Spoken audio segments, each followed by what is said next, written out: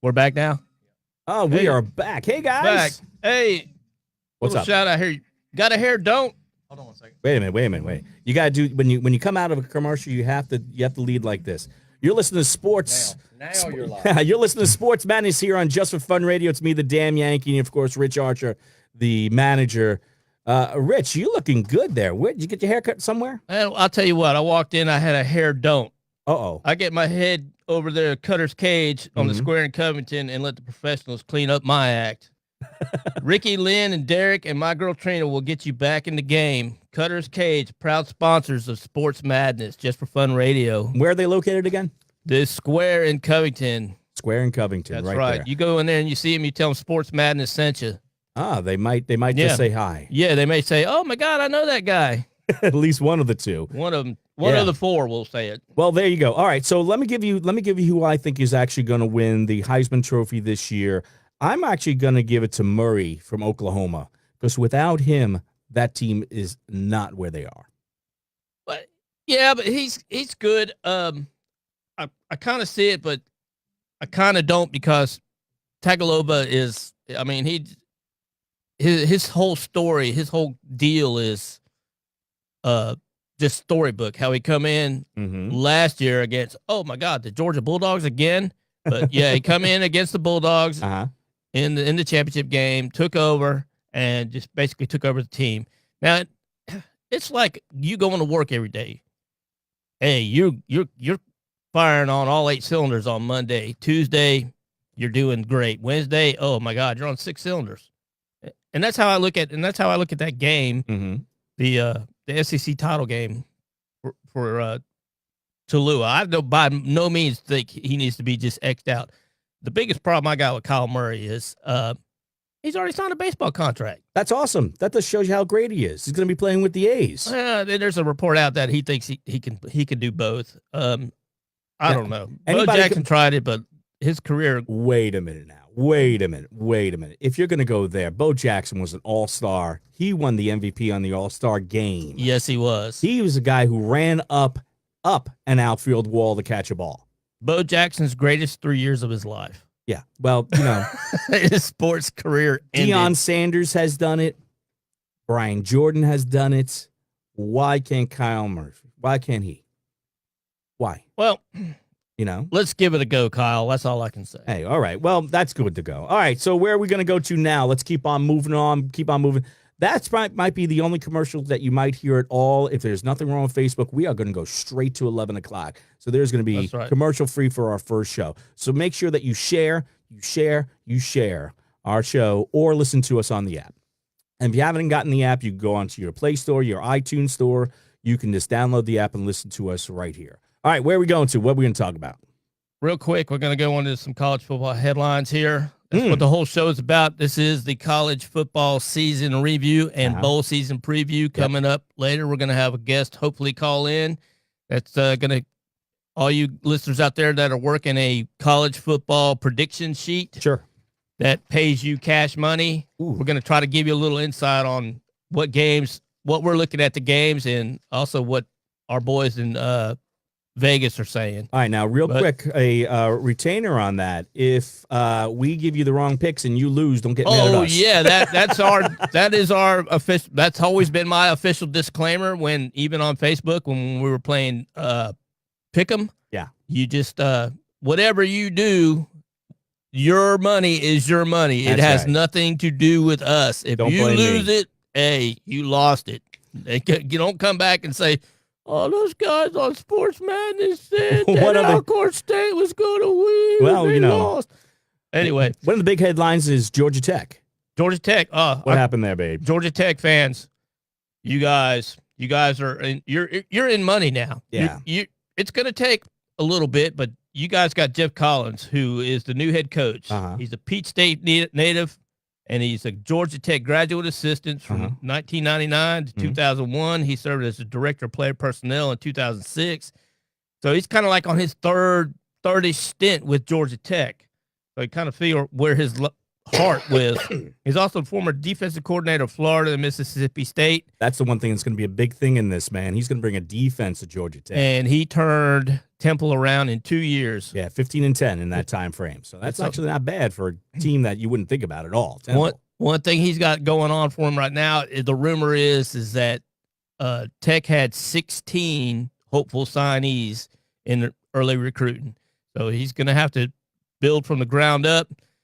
This guy's been in college football for like 20 years. So, and the good thing was, I mean, they were talking about hiring Ken Wisenhunt from out of Arizona, but in college football, you want a guy to be your head coach that's been in the league, in the college football ranks, because he's developed friendships. He should have a kick-ass set of coordinators and assistants to bring into Georgia. Georgia Tech is going to be less like grandma flipping that flapjack. It's going to be that quick. They're going to be a turnaround. I don't say it's going to be as instantaneous as Kirby's, but I'm going to tell you that you Tech fans need to relax and let Jeff do his thing, because he leaves no stone unturned when it comes to recruiting. And he's a recruiter. That's the thing about Paul Rogers was, he wasn't a big believer in recruiting. He's like, you want to come play football for me? Go ahead.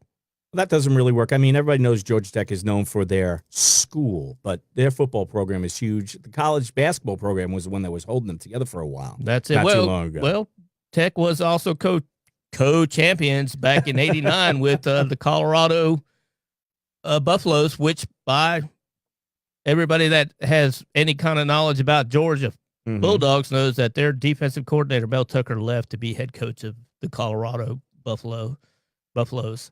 So that's another story in itself. Another day within that. All right. So where are we going to next? What do you want to talk about next, my friend? It's pretty much your show. I'm just being your co-host. Let's shift gears now. I am soccer, hockey, anything that has to do with a net that stands up. Oh, we're going to talk hockey. Don't expect me to be, there you go. The New York Islander guy has got it going on. I have a little knowledge about it. Hockey is actually a great sport. It actually is fast-paced. You're going to get the fights. If you want to go see a hockey game, the Gladiators right here over at the Infinity Energy Center, they are a good team to go watch. We had a big fight that happened. What happened there, my friend? I know you've been dying to talk about this. All right. This is my contribution to hockey. The fights. Is the Vegas Knights. And if you don't know, the Vegas Knights was a first-year team last year that got to the NHL Stanley Cup. They did lose, but, man, they have a great fan base. There was somebody who was actually destroyed, pretty much taken out, bang, against the Washington Capitals. Tell me a little bit about it, my friend. Tell me a little bit about it. Oh, that was Tom Wilson that's laying there with his face. If you could see this, he's got his face into the ice because he's totally concussed by Ryan Reeves. Ryan Reeves is... He hit him so hard, but it was kind of like payback because Wilson's been suspended and penalized numerous times too. But Reeves said after the game, the big stink was he autographed a picture of him standing over Wilson. Well, let's give him the rundown on what happened on Tuesday night in Las Vegas. Reeves caught Wilson admiring his pass and led him out with a big hit on the ice. Wilson's helmet came off. His head hit the ice, leaving him concussed. If you've never been concussed before, it is not a fun thing to do. Reeves was ejected from the game with a major interference penalty. Now, Reeves was quoted as saying that's a man's game out there. It is a man's game. I thought he was just looking at his pass. No. And he ran into the line in the jungle. Well, if you really want to talk about hockey players, they are as tough as linemen in the NFL. They are as fast as an NBA point guard. Oh, I don't want to fight. Mark. And they are as smart and tough as a Major League Baseball catcher. You take those three things, those guys Any guy play. That can push a stick around and hit a puck on two slivers of steel is amazing. On ice and not bust their butt is okay. If you want to see, you're good in my book, but I'm not. If you I'm not going to sing your praises. If you want to make fun of anybody playing in the NHL, just go down to Conyers, go down to the ice skating rink, see how well you could do going around that ice 3 or 4 times as fast as you can, stopping, going, speeding as fast as you can. Tell me if you got the breath. These guys can do it all day long. I mean, in the Stanley Cup championships, they do overtime after overtime. It was like that. It was like that college football game that happened not too long ago where both teams scored 70 points. Oh my goodness! Yeah, okay? It was overtime after overtime after overtime, and they just keep on going. These guys are well-conditioned athletes. Yes. Some of the nicest guys in the world. They do a lot for charity and a lot for their fan base. And they like to sit in that glass box after they knock them. Well, not all of them. There's some guys who actually are goons. They're called goons. They are the guys who will knock you out. I'm a hockey goon. Oh man, but you know the footing's it is disturbing. If you want Ryan Reeves, people, he's a bully. He's a monster. But the guy he knocked out was even worse. Well, it happens. Yeah. But a couple of things that you should know about hockey. We used to have a hockey team here. Who were they called? What team was they? They were the Red Wings. Was it the Red Wings or were they the Chiefs? Here? Oh, it was the Atlanta Flames. Atlanta Flames. That was the first go round. They left for Canada. Yeah. Where they became who? The Canadian Flames. Yeah, the Calgary Flames. The Calgary Flames. They are in first place in the Pacific and the Western Coast with 18 wins, 9 losses, and 2 overtimes. You really got to really know about hockey a little bit to understand how the point system. Town is just blah. Never happened and never happened. They got what it was. No, it was the Gladiators.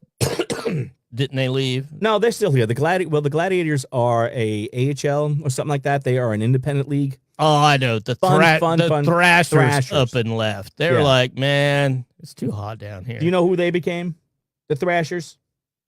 No, tell us who did. I don't know. That's the funny thing. I don't really care because no one came down. You guys all talk about soccer and how soccer was huge here. If I hate to say it this way, if the Five Stripes were a last place team, no one would go watch them here in Atlanta. What do you say? I agree with you, but luckily they're not. Soccer is becoming the fastest growing sport in the nation. I'm not going to deny it. Mm-hmm. I'm not going to study it like I should. I'm not going to try to pronounce half these players' names because maybe 10% are Americans. I mean, of the United States descent. I don't want to say Americans, but of United States descent. I mean, we still have a long season going on with hockey. We are just in the beginning. I mean, this will tell you how much we're in the beginning. My Islanders are in 4th place. They could be in last place in a week and a half. They could be in first place in a week and a half. The season is a preview for the finals and for the playoffs. It's almost like college basketball when nobody cares about the regular season and they got to get into the Sweet 16. All right. That's all I really care about. All right, hockey. All right, so let's go. We're moving on. Move on to last week we had some serious last week we had some serious conference championship games that I believe these champions all deserve.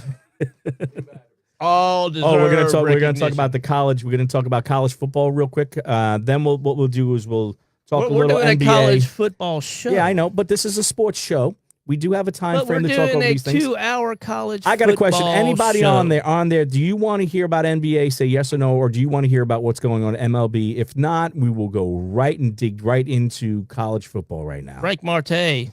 Yeah. Yeah. Michael Madsen, Frank Marte. Yeah. Go ahead and elaborate, Mike. Yeah. Well, I don't know. I don't think Mike knows what he's talking about. Much better. Thank you, Candy. Thank you, Candy. All right, so let's talk about those championships. What happened? Hey, on Friday, November 30th, we had the MAC championship game at Ford Field in Detroit. Who played? Northern Illinois University versus Buffalo. Buffalo was picked to win, and the score ended Northern Illinois 30, Buffalo 29. Wow. Man. Yeah, it was quite the experience for Northern Illinois University, and we're going to get to them because they have a bowl game, and we'll give you the prediction of them now. Oh, Scotty. Why are you calling, Scotty? Because I say F NBA, let's go straight to college football. All right. College football. See how you can call in 678-729-7030. I am the emperor of college football. All right, thank you so much. Yeah, Northern Illinois University, and they got a bowl bid out of that championship game. That was really awesome. My wife is saying, where can you find the Facebook Live? If you can't find it on my page, go to Sports Madnezz J4F radio page on Facebook. You can find it right there. Roll Tide. Roll Tide. All right, so actually, Northern Illinois is going to be playing in the Boca Raton Bowl coming up on December 18th. Was Buffalo in any bowls coming up? No. You got to give that Boca Raton Bowl. It's due. We're going to go over those things in a little bit. The Cherry Bundy Tart. We're going to go Boca Raton. We're going to go over those. Oh, the Buffalo Bills are going to be in the Dollar General Bowl. We're going to talk about those bowl games Dollar in a little Gentry. bit. Okay, so those two teams are actually in bowl games. That's right. What was another championship game that we should talk about? The Pac-12. Pac-12. Who played in that game? I love it because it was Utah versus Washington Huskies, yeah. not Washington State. They're pirate lovers. That Leach coach, he creeps me out to no end. Oh my! And then he was whining that he didn't get put in the top 10 of the college football rankings. Gotta be kidding me! You wasn't even in.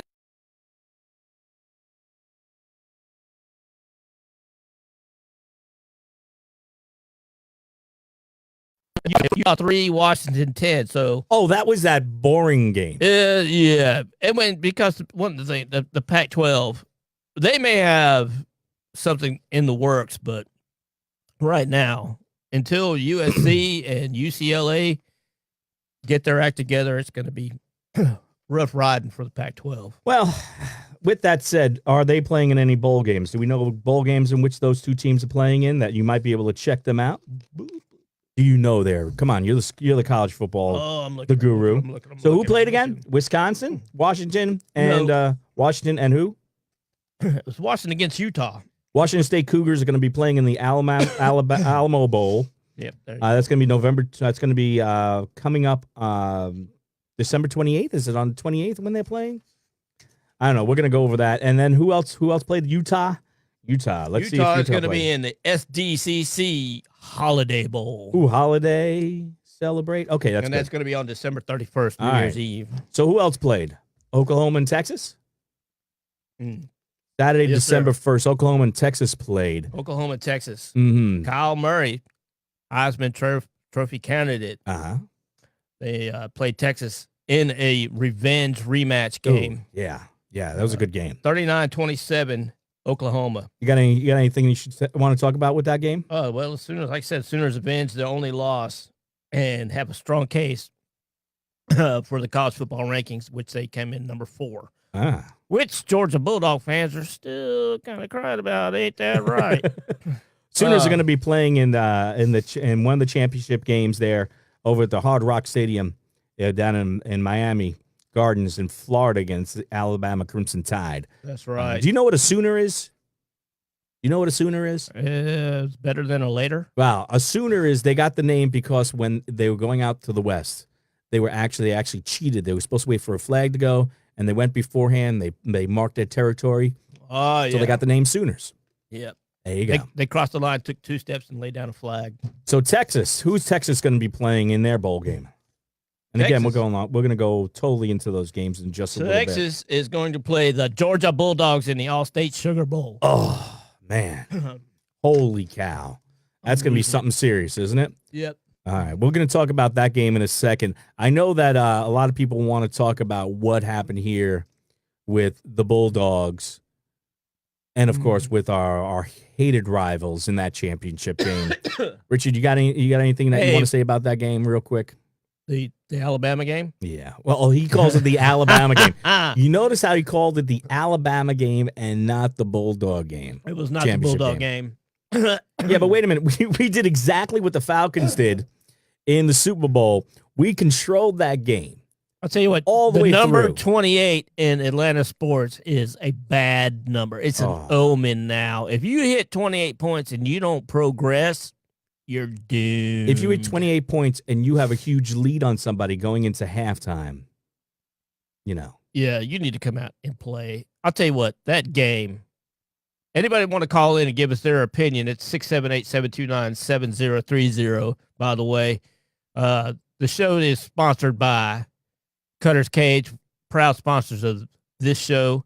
But let's get back to the Alabama game. Let's just call it like it is. The Alabama game. It was a game in which I was watching on my phone because I was DJing a wedding, and it was like, man, they got this game. The Bulldogs got this game. I can't believe it. But then, hey, second here's half something happened. funny. I was at the Toys for Tots wrap party that Just for Fun does every year, by the way. And if you want to contribute to Toys for Tots, by all means, get up with us next year. We'll be happy to take the contributions. But I was asked earlier that day what was going to happen. And I had said Alabama is going to win that game. They're going to pull it out. But they won in the same exact fashion as they did in the championship game pretty much the year before. So I'm standing there, and all of a sudden, somebody yells out, I guess George is ahead like 21-3 or something like that. Somebody yells out, Rich Archer. like Rich Archer doesn't know nothing. I just got okay. And what happened? Oh, well, you guys know the end results. Yes. You know what happened. It was pathetic here. We should have won that championship And then game. Kirby at the end of the game, come on out. It's like he was going to win an argument with his wife the next day. Nick Saban, and I got the report on Nick Saban too. When in the cameras, Nick Saban said, "Hey Savannah, thank you for joining in." He said that? Share our show. Is that what he said into the cameras? He called out Savannah, but he said that he did not want to play Georgia again. And Kirby jumped on that like, he don't want to play us again because he knows it get, okay. Well, I hate to say it this way, but I don't think America wants to see Georgia and Alabama play again. It's becomes too much of the same thing. You got to show. The great thing about college football is that it's a different team all the time, it seems like. Nick Saban ranked Georgia 5th. Well, they are 5th. They lost that championship game. Okay. They wanted to call Nick out on why he ranked them 5th. Well, he ranked them 5th because they're 5th. They lost to a certain team twice. I'm going to tell you what about the college football rankings. Yeah. You got 13 members. Yeah. You got 13 opinions. You get 12, 6 and 6. Yeah. And then the number 13 says yay or nay. Sorry, right. Candy, the damn referees is which everybody complains about here in Georgia Bulldog land, that they always pull for the other team. Oh, it's the refs' fault. I don't know. Oh, Candy, you're so sweet. Oh. It's like they took their foot off the gas after halftime. Hey, no, what you did when you missed that field goal, that was it. That was when the choking began. It started. I noticed it. There was a possession. We're not going to pull any punches in the second half where the Bulldogs, they were down by their goal line. They ran the ball two or three times, and then they punted away. They should have just kept on ramming the ball down their throat. Keith, are you saying the SEC needs a playoff system? I think exactly what he's saying. Is that what you're saying? Because if you don't know it, there's a playoff system already in. I actually, one of the things that I always thought was that there should be more of a playoff system just like they have in basketball. They should start off with maybe 16, and whoever ends up at the end without a loss on both sides should be in that 64 out of the 120 NCAA teams are going to play. Let me tell you something. Here's the key about college football. Those kids are not getting paid. No, well, in any they're not professional football unless players. You're going to Alabama, which Alabama is the closest thing to a professional football team in college football. College football is a business. High school football is now a business. Yeah. Don't get me wrong. I know it's a business. But these kids are not there just to play football. Some of them are there to make if you want to talk about get an education, get a degree. Some now are there to play football. I'm not crazy on that. All college football, they've got a playoff system. It's not the Keith Rockdale Bone playoff system, which would probably just be there are totally three academies. There are 3 schools here in the United States where the kids do not play to become a professional football player. That is Air Force, Navy, and Army. Those guys are pretty much all going to go into the military. But they end up getting not many. Not professional many players that get to go the and play. great, the great Roger Staubach. And what year was that? 19 what? Oh, it was like yesterday to me. That's right. I remember when Staubach and when they used to play the Steelers all the time, Staubach was the golden boy. That's it. He actually he did his time, then came out and was God bless the Dallas Cowboys. That's why they have a hole in the ceiling. They were the first team to have a hole in the ceiling so God could watch the Cowboys play, Lou. Just speaking about it, Army-Navy, 3 o'clock today. This is a great game for us veterans. If you're a veteran out there, I salute you. I am an Army man right here myself. United States Navy. There's going to be maybe 12 passes in the total game. What do you say about that? My godson is going into the Navy. There you go. Good for him. Awesome. Congratulations. Well, I mean, what can I say about Navy this year? I mean, they've just been on a downhill slide. What was their record? I didn't even bother looking. Yeah. Not too many people either did. But my Army, man, we are 9-2. We win today. We are 10-2 going into a bowl game. We're going to be playing the Houston Cougars in the Lockheed Martin Armed Forces Bowl coming up. That's going to be a great game. There's only Houston's going to teach Army how to play football. Maybe, yeah. No, I guarantee it. That's the one thing is that just like Notre Dame, they are not in a big conference or anything like that. They're independent, All right, we got some other championships games that I wanted to pay homage to in the Sun Belt Championship. Appalachian State put it on Louisiana, 30-19. Louisiana. Zach Thompson, quarterback for Appalachian State, he went 6 for 13 for 75 yards, and he had 2 long touchdown runs. In case you're wondering, is that the Louisiana Raging Cajuns? That's them right there. They are playing in an Auto Nation Cure Bowl, and who did they play? Appalachian State. Appalachian State. You Bulldogs should know about Appalachian State because they come out one year and put it to you. Yeah, but not this year. Appalachian State Mountaineers, they are now 10-2, are going to be playing the R&L Carriers New Orleans Bowl. We're going to talk about that in a second.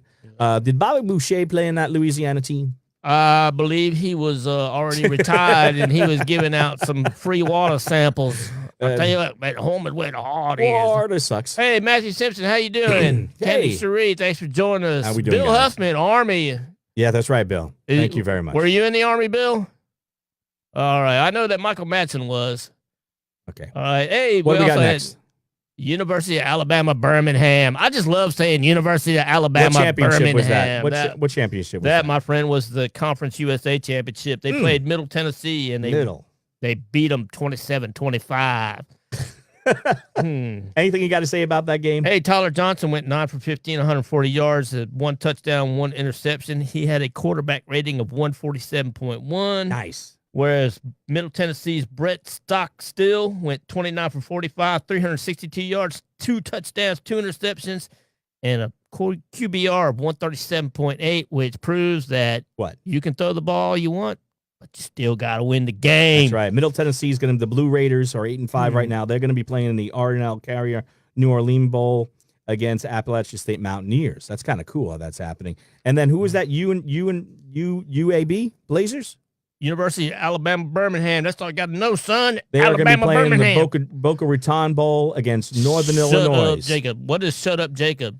So Google it. All right. That's awesome. Great. Okay. Hey, we're trying to keep up. Hey, in the American AAC championship game, it was Memphis. 41. University of Central Florida, 56. Man. 24-0 in the last 2 years for the Central Florida team. There's a big debate on why not.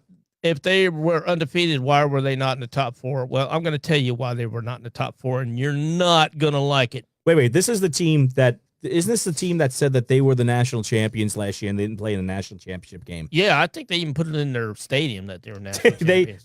I think they made up their own trophy. Is that correct? Yeah, self-proclaimed national champions. They will still not get the opportunity to prove their worth in the college football playoffs because, number one, they do not, listen to me, they do not have the talent.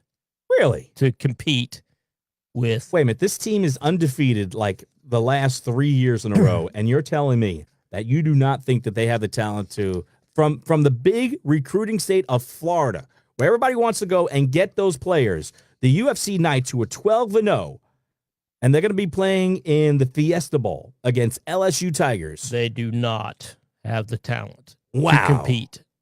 Trust me. Wow. Trust me. The college football rankings is doing them a favor by not letting them go out there and get embarrassed. Wow. Did you hear that? Yes, believe it, folks. Holy cow. Believe it, folks. And who did they play? That game went down to Spectrum Stadium, Orlando, Florida. They got throwed a bone by the Citrus Bowl, and they're going to play LSU. Yeah. And LSU is going to show them why they're not in the top 4. Ooh. I guarantee it. Wow. Guarantee it. Wow. I can't believe you're going to say that, man. This is a team who has not lost the game in the last forever in a year. And he just said, people, that there's no way they're going to do it. They don't have it. They don't have. Is Memphis going to play anybody in a bowl game? Memphis playing in a bowl game? Yeah, Memphis playing Wake Forest coming up at the Birmingham Bowl. Okay. Birmingham Bowl. And Memphis is going to put it on Wake Forest, too, because Wake Forest is another. We're going to go over that in a second. Hold it now. program. Easy now. Any other college championship games that you want to talk about here? Yeah. Let's. He's going to flip his book here. He's got everything written down. All right. All right. We went over this a little bit. Alabama against Georgia. Alabama against Georgia. 35-28. Oh, horrible. Alabama. God, that 35. was the worst in the world. Georgia, 28. It's like watching the Super Bowl all over again. Yeah. You know, if I could play that game tomorrow, Oh, it my would back is hurting probably just still thinking about be. it. It would probably still be Alabama 35, Stop it. Georgia 28. Oh, my God. Why are you doing that? Hey, Why is Jalen it Hurts torture? come off the bench to lead Alabama to victory. How could you do that? Man, I got to switch hats here because of that, man. There's so many things that went right for Georgia, Uh-huh. as in they actually found the stadium. I'm going to put on That my- was one of the right things that happened to Georgia. They found the stadium. They were able to get there. Yeah, I'm feeling bad. My Alabama poor Falcons are just as bad. Alabama was a little late getting there, but They showed in the second half. That's all I that think matters. Georgia spent the night in Mercedes-Benz Stadium just so, because they were like, "Ooh, we got good juju. We're gonna win. We're gonna win this game." Well, we all know what happened. 2-0 came out, was just throwing the ball everywhere, but nothing was happening. No. Nothing. His quarterback rating before the game was amazing. He was like the best quarterback to ever play college football. Georgia defense stuck it to him. Stuck it to him. Where's the best radio guy around? Scotty DJ Spence. He's your daddy, Richie, baby. I brought props. You see all here, right here? This is a championship trophy that I had 2012 from playing East Metro Baseball League. We're going to talk about that more. That's right. This is actually a bobblehead from Seattle. My father got that for me when he went to go see the Mariners. This is the Islanders mascot for a little while, Sparks. My wife's Steelers. She's a big Steeler fan. Donna's a big Steeler fan, so I got that scarf for her. Baseball and a softball. I didn't have a football, and this is actually right here. I'm really not going to talk much about it. I love kickboxing. I do a little kickboxing. Yeah, so don't mess with me, I guess. I love you too, Keith Rockdale Bone. All right, so you're killing me. I don't want you to stick it too much into the heart of the Georgia fan. Next game. Let's go to the SWAC. I love saying that. SWAC championship game. What does SWAC mean? Southwestern Athletic Conference. That's really a conference? Yes. The SWAC. Yep. The quarterback from Alcorn State, Noah Johnson, was the SWAC Offensive Player of the Year and the offensive MVP of the game. He rushed for 147 yards, 18 of 25 for 135 yards. Ooh, wow. Who played in that game again? Southern. Georgia Southern? No, not Georgia Southern. Well, I'm Southern. Southern. Yeah. There's a team called Southern. Southern. Southern who? Southern. I don't even know if they got a bowl. Can you imagine somebody's Southern? You're just Southern. We could Google that stuff. Hey, Jeffrey, who's Southern from? I know you're out there Googling stuff. Go ahead and I love this. We have a lot of people talking right here on our Facebook page. Team This James, is really good. Goat. Steelers. Hey, Maddie. I know why I love your wife. Well, she's a Steeler fan. She's a Steeler fan because back in the day, the Steelers were the big team, and also I guarantee that's our high school she's team. probably a better Steeler fan than you, Keith Rockdale Bone. My buddy Matt, he's from New York watching us. How you Hey, doing, Matt. Matty? How you doing, DJ Matty? He's my buddy. Look at you, Louie. Look at him. You know, he's a Dance handsome floor's man. on fire. He's on fire. He's a handsome Matty. man. All right, so Hey. who do they play? Who's the two teams again? Alcorn State. Alcorn State. Alcorn State, yeah, Which they're is playing in a bowl game. They're playing in the Celebrity Armed Bowl. Forces Reserve Celebration Bowl. The very Yeah. first bowl to kick off high noon, December 15th. And we're going to talk about that in a second. And who won that game that we're talking about with Southern and Alcorn State? Who won? Southern, Really? 37-28. Wow. Boom, boom, boom, boom, boom, Wow. boom, boom. Anything you want to say about the game? Real quick? I just gave the quarterback Noah Johnson's SWAC stats. Jack Spink Stadium, Norman, Missouri.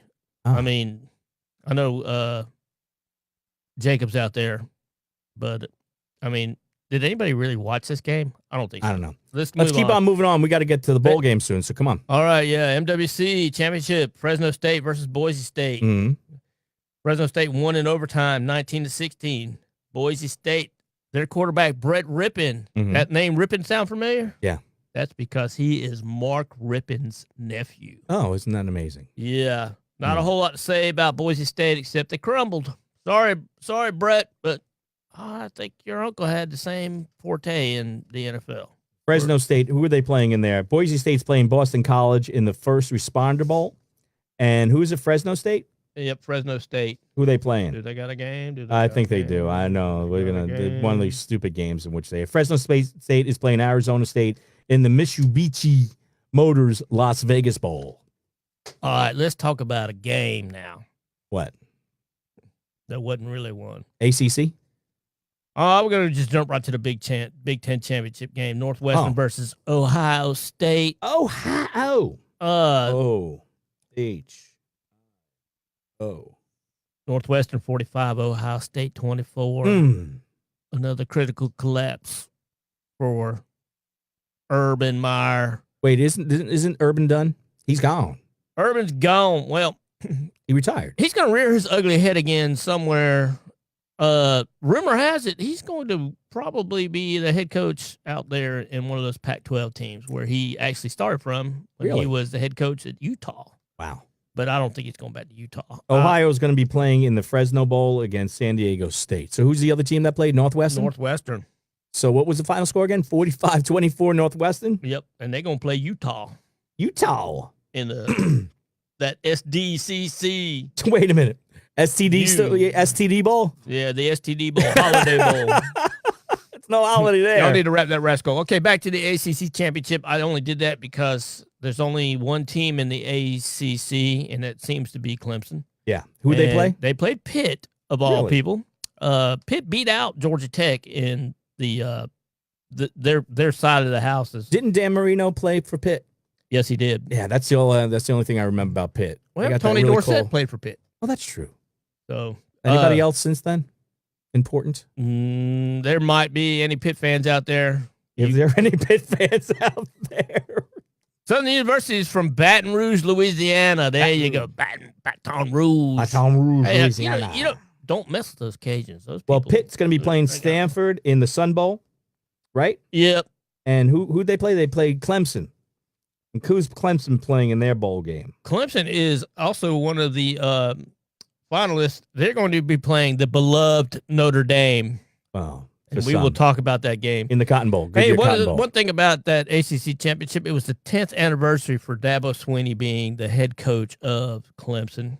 It was a lopsided championship game, of course. Uh-huh. And Clemson's quarterback, Trevor Lawrence, 12 for 24, 118 yards, 2 touchdowns, 0 interceptions, and 118.8 QBR. Wow. He's the California surfer dude that plays in Easley, South Carolina. Nice. Home of Clemson. Very nice. All right. What do we got next? We're getting close, man. We got to get to that top of the hour. We got to start hitting these bowl games, or we're not going to get out of here. And that's it. Once again, congratulations to all of the conference champions in college football. Mm-hmm. We are glad that you're joining us. Yes, Jeffrey, Clemson will beat Notre Dame, but we're gonna find out. I don't think so. Well, we're going to be going over the games. We're going to be going over the games. You are watching That's Sports right. Madness, the first show ever. I'm the damn Yankee. He's the manager. We are doing ourselves a college football rundown right here. Yep. Let's make it happen. College football bowl schedule 2018, 2019. Let's start with December 15th. We are December 15th, the AFR Celebration Bowl. Alcoa State, who is 9-3. They are 6-1 in the Southwest Athletic Conference against North Carolina A&T, 9-2 and 6-1 in the Mid-East Athletic Conference. Going to be happening December 15th at noon. Going to be watching it on ABC. The game is right here in Atlanta, Mercedes-Benz Stadium. That is going to be something great to talk about. Do you want to talk about North Carolina, Man, or should I talk about Alcorn State first? I can't go against North Carolina A&T and my man was Sam Washington. Mm-hmm. His whole deal was tell them to bring me my money. It remains one of the coach of the years in college football. This game is always close, and The last time they played, North Carolina beat Alcorn State 41-34, December 19th, 2015. Did you know that? These two teams have not played in 3 years. that's right. And I'm going to tell you what it's going to be right now. North Carolina A&T 27, Alcorn State 20. Wow. Going to win by a touchdown. Well, bowl history, Alcorn State, the Braves are in the Conference Celebrity Bowl for the second time. North Carolina, the Aggies are in the Celebration Bowl for the third time. Let me tell you a little about Alcorn State. Do you mind if I do that? Go ahead. All right. The quarterback, Noah Johnson, has thrown for 2,079 yards and 15 touchdowns, and also rushed for a notable 960 yards and 9 touchdowns. If they can stop him, impressive. I think they're going to win. But the Braves are back in the Conference Celebrity Bowl, first time since the inaugural season in 2015. They are led by Coach Fred McNair, the older brother of the late Steve McNair, who was a star quarterback for Alcorn State and the NFL, Tennessee Titans, after they left Houston and were the Oilers. That's right. I am also going to agree with you. North Carolina is going to win this game. So we're taking that down. North Carolina is winning this game. Both of us predict North Carolina wins the Celebration Bowl. All right, let's move it right along. New Mexican Bowl, North Texas. We're 9-3, Conference USA against Utah State, 10-2 in the Mountain West, December 15th, 2 p.m. They have not said where they're going to be showing on TV yet. Location is going to be in Albuquerque, Mexico. All right, do you want to talk about that game is going to be 2 p.m. Eastern time on ESPN. Okay, I went Dream right. Style Stadium in Albuquerque, New Mexico. That's Let me pretty tell you cool. something. Utah State's already lost its head coach, Matt Wells, and North Texas might if Seth Littell lands a Kansas job. Expect plenty of points and 2 dynamic quarterbacks. Utah State's Jordan Love and North Texas' Mason Fine. Yeah. But I like the Aggies to win this game. You think so? Yep. Yeah. Personally, I like the Aggies. North Texas, though, the early predictors are giving North Texas -11. Wow. But I think it's good. I don't. That spread to me is kind of high. Mhm. It seems to me like it's maybe a trap game. So, Well, the last time that North Texas and Utah State played was October 9, 2004. Northern Texas won that game 31-23. Bowl history, Northern Texas, 9 bowl games, first appearance in the New Mexican Bowl. Utah State, 11 bowl games, second appearance in the New Mexican Bowl. The Aggies lost their opener at Michigan State and their final regular game season at Boise State. So who's going to show up? Is Utah the team State 38, North Texas 29. Yeah, Boom. Yeah, there you go. So who's going to show? Is Utah State going to be that team that won 10 consecutive games, or be that team that blew it in the last game? I don't know. Oh. Well, you say I think NT is going to win. I say Utah.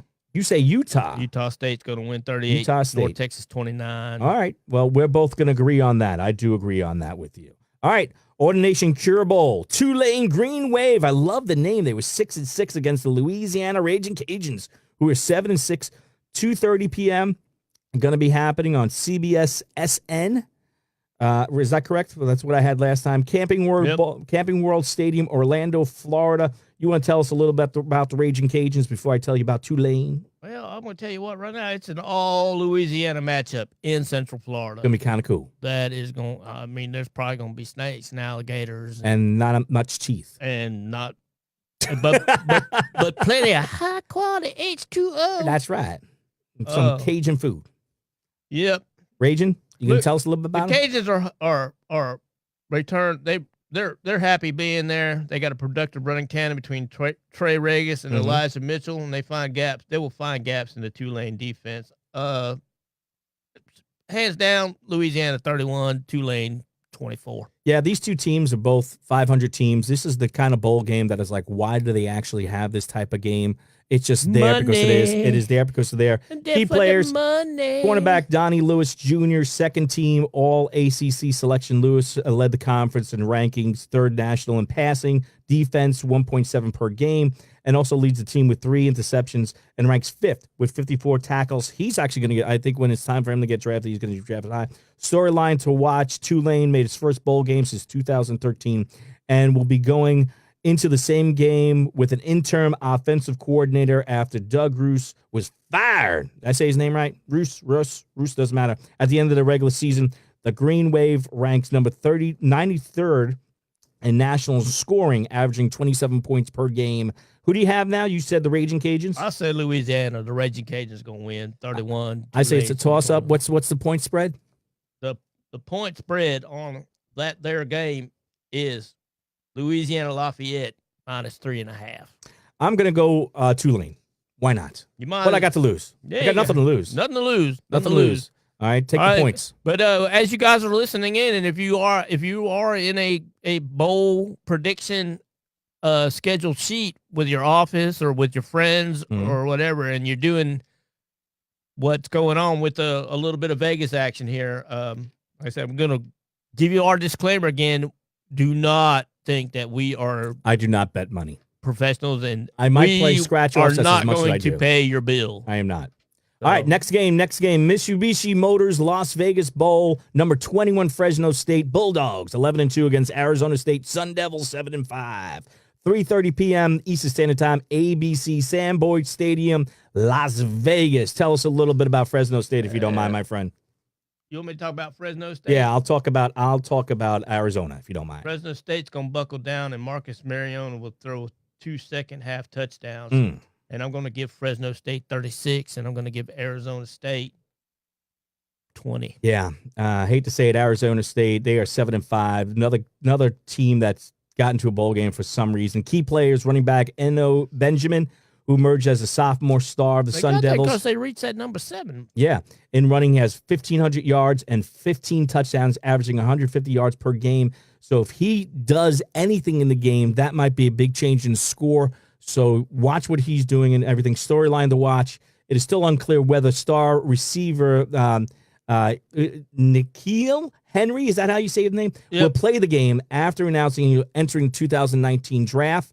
Man, that's the one thing about this is that the star players who are going to go into the draft, do they want to play in a bowl game like this, suck in the game and screw up their draft points or get hurt? Yeah, I don't think they – I mean, these guys that like – Jadeveon Clowney, he didn't play. He knew he had. I mean, the horizon. You got to look at the big picture, people. Yeah.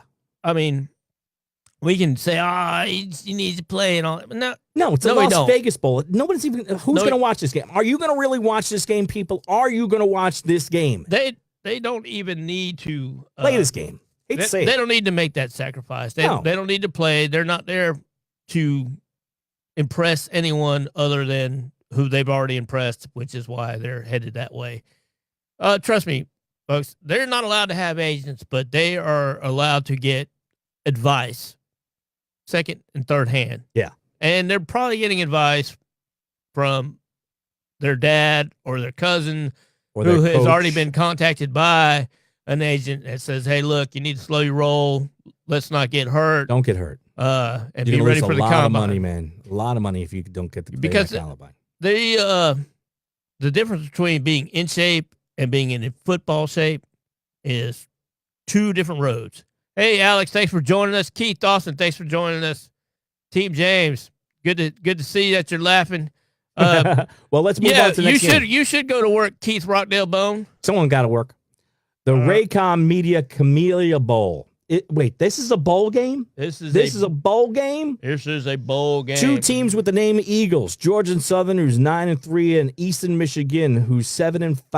I'm glad that Georgia Southern is doing something serious, like how I did that that Southern accent right there. You say Georgia Southern. My son went to Georgia Southern for a couple of years. Oh, good. They're going to be playing in Crampton Bowl, Montgomery, Alabama. Georgia Southern Eagles, who are 9-3. Senior running back Wesley Fields has gained 953 yards on the ground for this season and has nearly 3,000 career yards while posting a threat with the passing game. Storyline to watch on this game, which I think the Eagles enter the bowl game with 9 wins to equal their high, and finished after finishing 2-10 in 2017. The coach there really has changed everything midseason for these this teams. is their second bowl in 3 years. Yeah. They really worked it hard there. I'm going to predict Georgia Southern just because we got to have a Georgia team win a bowl game. Well, that's funny because I'm going with Vegas, and I'm taking that 3.5 points that Vegas has offered me with Fresno State in the Las Vegas Bowl. Wait, no. We're talking about the Camellia Bowl, the East of Michigan against Georgia Southern. Oh, well, I'm taking Eastern Michigan too because I'm still getting 3.5 points there. Okay, so you hear that. What do you got to say about that? Anything else? You want to move on to the next game? Anything important about Eastern Michigan that people should know? Well, there should be some Georgia Southern fans out there. Hopefully you get, I hope Jeffrey says Georgia Southern's going to win. All right. Scotty Spence says roll tide. Wrong. Wrong. What are we talking about? I think Scott should say Alabama roll tide roll every show he's on. We're talking about this game.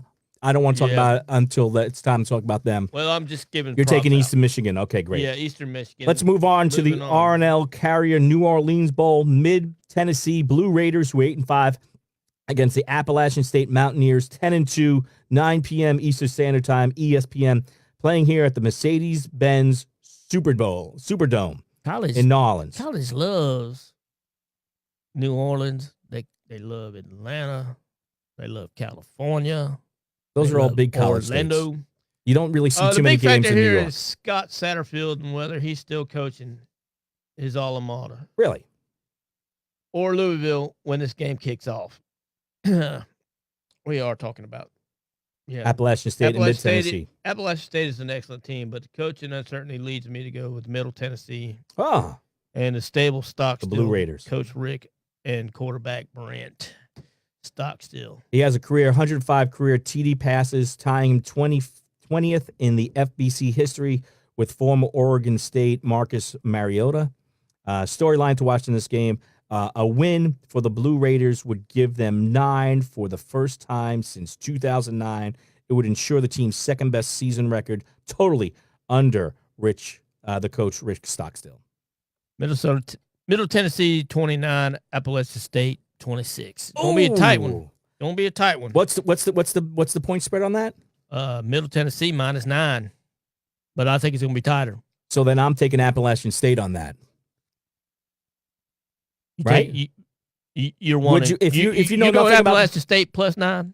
You're going to take Appalachian State. So no, I'm asking you. You're taking. Okay, so let's go over that real quick. So if anybody doesn't understand anything about betting, so they're giving Appalachian State +9. That's right. So that means Appalachian State has to win by 9 points to cover. Yes. I am taking Middle Tennessee. No, Middle Tennessee's got to win by 9. Middle Tennessee's got to win by 9. Appalachian State walks in with 9 points. They walk in with 9 points. So I am taking Appalachian State because I think that if it's going to be that close of a game, Appalachian State do they win on the point spread then? Is that correct? Yes. So I'm going Appalachian State. Good deal. Okay. Good luck. Yeah, I know. Moving to Tuesday, December 18th, the Boca Raton Bowl. I'm not even going to try to say that name. You got to say that correctly, sir. How do you say it? That is the Cherry Bundy Boca Raton Bowl. The who Bundy? The Cherry Bundy. Cherry Bundy. Al's illegitimate daughter. I used to go out with Cherry Bundy. Peggy Bundy. Yeah, no. I couldn't handle that hairdo. UAB Blazers, who are 10-3 against North Illinois Huskies, 8-5, 7 p.m. ESPN. Over at the Howard Schlielenberg. Is that how you say Schlielenberg Field in FAU Stadium, Boca Raton, Florida? Mm-hmm. What do you got to say about Northern Illinois? Anything? What I got to say about Northern Illinois? I say they're doomed. What's the point spread? They're doomed. I got it -1. Really? Yeah. Is that -1 for UAB? No, it's actually for Northern Illinois, but Mm. this is what the spreads I'm giving you are what the early predictors put out. And those will change. Those will change it all the way up until game time. And you guys have read my post where I've posted on Sports Madness. I've showed you the trends on the betting lines, how it will start. It's all where Vegas is pushing the money, and all the money's based on where you, as a sports fan, are saying would be where the money's going. So, key players of that game. You got anything that you want to say about the game itself? I got a couple of things I like to say. Oh yeah, for make it happen. We're talking University of Alabama Birmingham. I love saying that. Jamel Garcia-Williams and NIU Sutton Smith. Expect a low-scoring game with highlights from star defenders. It's going to be a defensive struggle right there. Spencer Brown, the running back, has over 1,100 yards rushing, Conference USA's third leading rusher, and has a UAB single-season record 16 rushing touchdowns. Yeah, he might run into a little problem though with Northern Illinois. Think defense. so? Yeah. Storyline from hashtag Free UAB Conference Champs. Remember, weren't they not allowed to play last year? Yep. They were banned. They got bowl struggles. Mm-hmm. The Blazers has been one of the college football's best stories. If they cap it off with the historic season with a bowl victory, I think it would be cherry. I'm taking UAB. I'm taking UAB too. I'm going to give you the score. It's going to be UAB. University of Alabama, Birmingham, 26. Northern Illinois University. I like how I said that. That's fun. 12. All right. Wednesday, December 19th, the DXL Fresno Bowl. San Diego State Aztecs, who were 7-5 against the Ohio Bobcats, who were 8-4. 8 p.m. ESPN, Toyota Stadium, Fresno, Texas. What you got? You can tell us a little bit about Ohio? This is the Paw Paw Bowl. Really? Why would you say that? The game pits the two older coaches who repeatedly shown they haven't lost their touch in San Diego State's Rocky Long and Ohio's Frank Solich. Rocky Long is 68. Frank Solich is 74. Yep. While the Aztecs... Wait, 68 and 74? That's their ages. Oh, that's not the head score. Coaches. Man, that's... Damn. It could be there. It could be. This is the geriatric bowl. I'm going to tell you what, though. All jokes aside, if you're 74 years old out there and you're still putting up with college kids, more power to you. Man. More power to you. I know I couldn't do it.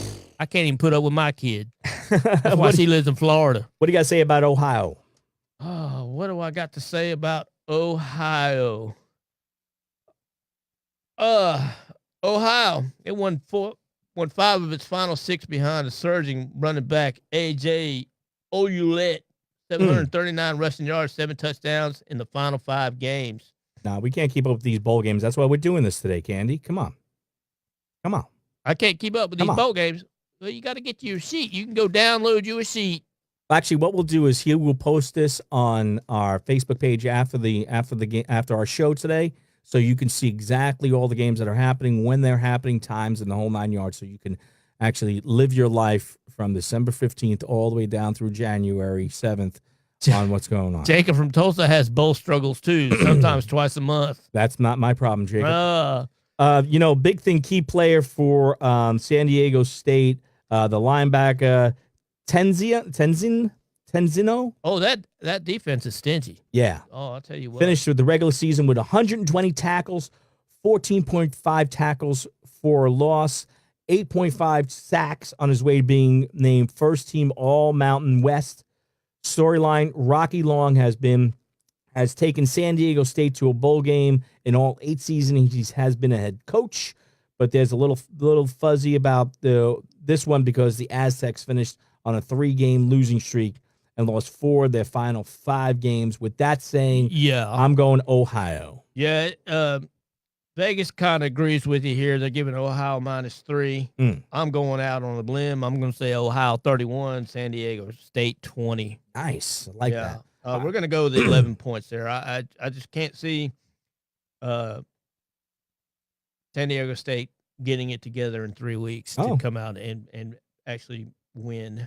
Well, we could do that. We're gonna see what happens on that. All right, let's move on to Thursday, December 20th. December 20th. The Bad Boy Mowers How would you say that? Gasparilla. Gasparilla Bowl. My God. All right. Marshall Thunder Herd. That's right. Marshall Thunder Herd is the name of the team. 8-4 against the USF Bulls, who are 7-5. 8 p.m. ESPN, Raymond James Stadium, Tampa, Florida. Tell us a little bit. Do you want to talk about Marshall? Yeah, Marshall has Marshall has the talented defense enough to be trouble for UCF, and to get the big game, the wide receiver Ty Brady and the other native Floridians in their return to familiar ground. I tell you what, where is Marshall? Marshall is in Virginia. You know the story about We Are Marshall. Yep. Right, the movie. Yep, the airplane wreck back in the 70s, I think it was. Great movie. That Matthew McConaughey was in there. Yes, that's actually he was a man. True story. True story. But USC is they're gonna be.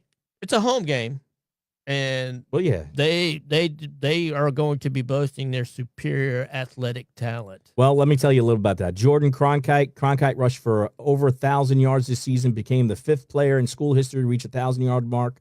Freshman John Ford has gotten his opportunities in the backfield as well, rushing for 120 yards against UCF. Storyline to watch is how healthy is the quarterback, Blake Barnett. Barnett has missed the last 2 final 3 season regular games with a shoulder injury in the loss to UCF. The Bulls play both Chris, I'm not even going to try the last say his last name, Aldenwakin, and Brett Keene, and neither were effective. UFC goes into the bowl game with 5 consecutive losses. With that said, 5 consecutive losses because of the quarterback. They've been unimpressive. They have been unimpressive. I'm going Marshall. Early predictions say that South Florida is going to eke it out by 2 points. I'm anxious to see that happen.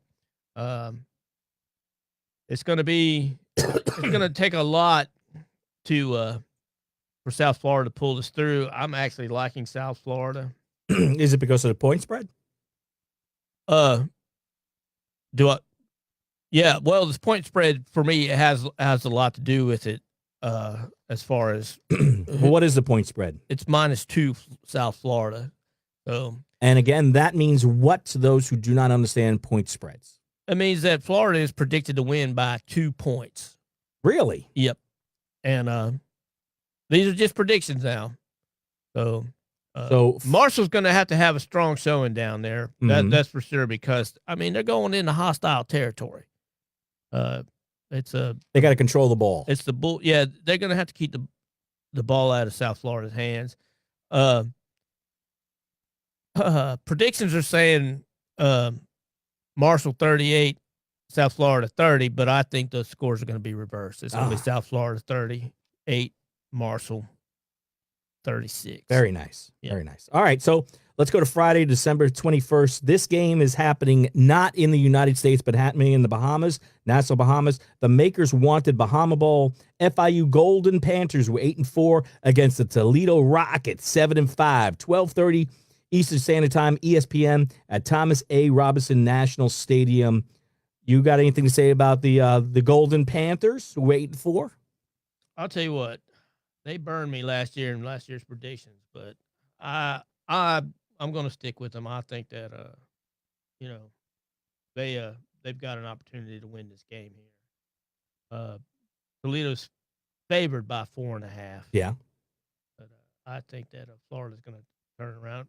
I'm not being biased because I am from Florida. I just know that from Staten Island in Florida. I'm liking what I'm seeing here out of these Florida teams because they're impressive. Well, for the Toledo Rockets, key players, wide receiver Deontay Johnson, who saw his numbers dip this season, but still accounted for 7 receiving touchdowns plus 412 return yards with another score. Storyline, of course, Toledo's defense has struggled this season, giving up an average of 430.1 yards per game. That includes giving up 257.1 passing yards per game. They ranked 108th among all FBS teams. So to me, Toledo is going to give up a ton of yards, and that could be FIU Golden Panthers plus in this game. What's the point spread again? It's one of these games you like. Toledo. Yeah. Yes. favored by 4.5. But I'll tell you what, they're going to need the Rockets are going to need Bryant Cole back, their running back. He's going to have to outlast James Morgan of the Florida team, and it's going to be a high scoring game. All right, we're gonna find out. That might be one of those fun bowls. Okay. Yeah, I got it. I've got it. Florida 40, Toledo 34. Let's head back into the 48 continuous states here. Let's go to the famous Idaho Potato Bowl. Western Michigan, the Broncos, who were 7-5 against the BYU Cougars, who were 6-6. You notice that one thing that we're seeing a lot about these teams, there are not a lot of high winning teams. It's a bunch of 500 teams right now. None of them have been ranked in the top 25. We only had one team ranked in the top 25 have a bowl game so far. That's right, because these teams here are getting in because the requirement is they got to win 7 games, and some of them get in at 6-6. So the bowl season is basically money. It's all about money. All about money. There's a little bit of prestige for say BYU this time. They're favored by 14 points. Brigham Young. And I think they had a little bit of trouble. Didn't they have? They're either coming off suspensions or they're fixing to go into a suspension. I think there was some problem there in Brigham Young. They are a religious college, aren't they? Yeah, but I think they did some sly stuff on the side there. I'll tell you what, they are more talented and more physical than Western Michigan. So, and I think that's why it's going to probably come down to being a blowout. Well, key players in Western Michigan, the combo punch of running back Levante Bellamy and Jamarji Bagon, I'm saying those names totally wrong, have been the potential for Western Michigan's. That's a big thing. They have led, Bellamy has led the MAC with 1,100 rushing yards. Borgan has 15 rushing touchdowns. This will be this has been a season of streaks for the Broncos after losing non-conference games to Syracuse and Michigan to open the season. They reeled off 6 consecutive wins, but they lost 3 straight games after closing out with a victory against Northern Illinois. I'm just saying this is very important. Which team shows up? That's going to be the key to this bowl game. Which team shows up? Brigham Young's going to show up. All right. Well, there you go. Without a doubt. All right. Mark my words. Mark his words. He's taking BYU, right? I'm taking BYU. I'm going to agree just for the heck of it. Saturday, December 22nd, the Birmingham Bowl, Memphis Tigers 8-5 against Wake Forest Demon Deacons 6-6. It's going to happen at noon on ESPN, Legion Field, Birmingham, Alabama. Keys to this, there isn't many ways. Send off the Wake Forest offensive line. They have arrived undersized and underwhelming 4 years ago, and now part with one of the most established groups in the ACC. Phil Haynes, Ryan Anderson in particular, they have been crucial for Wake's growth in recent seasons. The only reason why I say that is because the Falcons need linemen. These might be 2 names that here in Atlanta that you might hear during the draft. Well, these guys, the big thing about this game is both Wake Forest and Memphis, I mean, they know each other. They played each other. Tulane is a common opponent of Wake Forest, and Wake Forest squeaked by the last time they played. The only thing is it's going to be up to Memphis running back Darrell Henderson, and this game's going to be scoring. There's going to be a lot of scoring in this game. If you are an offensive guy and you like to see a lot of scoring, this is probably one of the games that you should watch. So this isn't a drinking game to drink every single time someone scores something, touchdown, field goal, anything. You're going to going get hammered if you're drinking the game.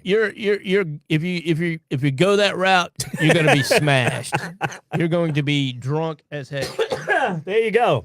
I mean, I'm looking at it now, and the over-under is like 60. Wow. 4. So I wouldn't even pick a team. I would pick over or under on this game. Oh, wait a minute. Wait. I'm Wrong over game. the under. Memphis against Wake Forest. The over-under is 80. 80. All right. So if you don't understand anything about betting, if you pick the over 80, they have to score a combined over 80 points. You pick under the 80, they have to score less than 80 points.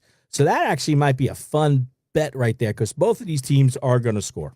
Yeah, that if you're a day drinker, that's the game you want. It's a Saturday. It's a Saturday on noon. 22nd. Come on. Saturday noon A few at days Eastern. before Christmas. This is actually a time of Christmas parties and everything with families. That's right. So if you're drunk uncle and you want to get the ball rolling, you go ahead and play that drinking game. That's right, baby. Because some families get together a little bit before Christmas. So you go in there, a drunk uncle, you got to get you one of those turtleneck things that come down to here. Yeah. And the old Kramer style there, and show up there and what's those Tipperellos? Yeah. Show up with some Tipperellos and a glass of scotch in your hand. You're gonna fit right in.